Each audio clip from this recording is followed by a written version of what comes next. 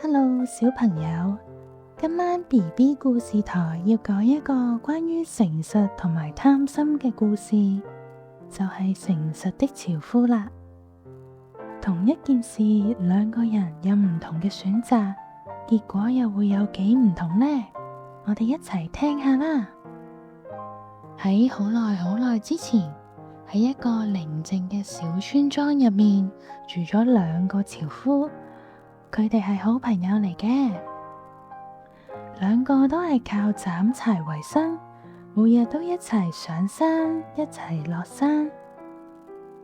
其中一個叫做阿成，阿成份人老老實實，唔貪心，從來都唔講大話嘅。而另一個就叫做阿貪，阿貪就唔同啦，佢成日都諗點樣可以唔使做咁多嘢，又可以搵多啲錢。有一日，呢兩個人一齊去河邊度斬柴。阿成好大力咁揮動佢嘅斧頭，嚓嚓，一個唔小心，個斧頭甩咗手，咚一聲跌咗落河裏面。哎呀，阿成好驚啊！我個斧頭跌咗落水入邊啦！冇咗佢，我點斬柴啊？我全家食咩啊？一諗到呢度，佢就踎咗喺河邊嗰度喊咗出嚟。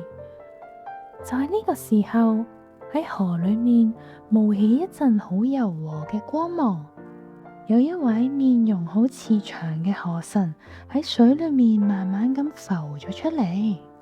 河神好溫柔咁問阿成：樵夫，你點啊？做咩喺度喊啊？阿成見到，抹一抹眼淚，好老實咁答佢：河神大人，我唔小心將個斧頭跌咗落河啊！呢把斧頭係我攞嚟搵食嘅工具，我而家真係好擔心，我全家之後點樣生活啊？河神聽完之後，點一點頭，表示明白。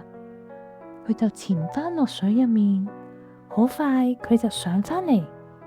佢而且拎住一把金光閃閃嘅金斧頭上返嚟添。河神就問啦：樵夫，呢把金斧頭係咪就係你跌咗落河嗰把啊？阿成見到搖一搖頭，就答阿河神啦：唔係啊，河神大人，我嗰把唔係金嚟噶。於是河神再潛返落水入面，今次佢拎咗一把銀色嘅銀斧頭上嚟喎。佢又問阿成啦：咁係唔係呢一把啊？阿成再次搖一搖頭，答阿河神：都唔係啊，我嗰把唔係銀色噶，不過都多謝你啊。於是乎，河神再一次潛入水入面。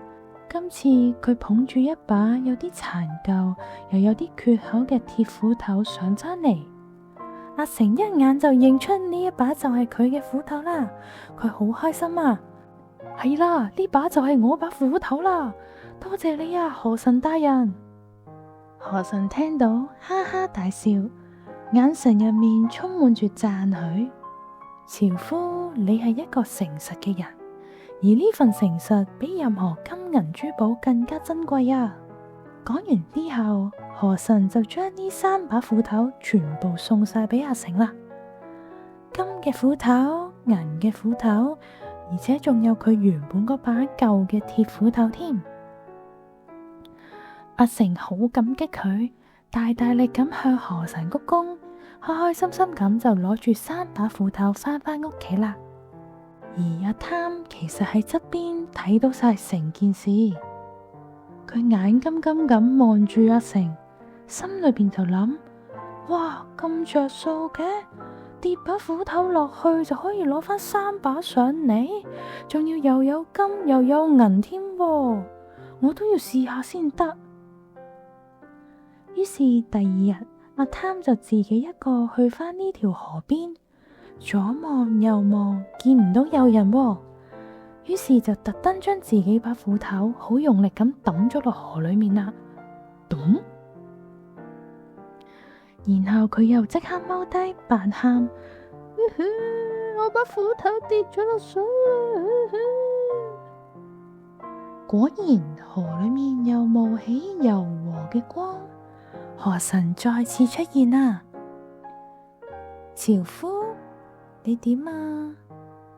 阿貪偷偷地咁笑，然後扮可憐。河神大人，我把斧頭跌咗落水啊，我好慘啊！河神潛落水底，然後捧咗一把閃閃發光嘅金斧頭出嚟，就問阿貪：係咪呢把啊？阿貪見到隻眼發晒光，即刻話：係啊係啊，就係呢把啦，呢把就係我跌咗落去嘅斧頭啦。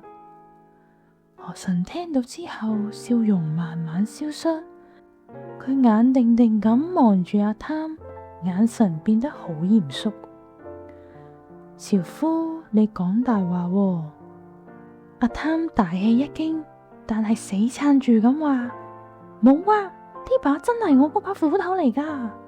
河神嘆咗口氣，就同佢講：我見盡世間萬事萬物，你把斧頭係鐵做嘅，係你自己特登抌落河，仲扮喊呃我添。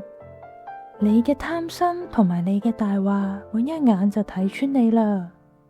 講完之後，河神連埋把金斧頭一齊緩緩咁潛返落水底，就咁就消失咗啦。而阿貪呆咗咁企喺河邊，望住啲河水，眼淚亦都慢慢咁流出嚟。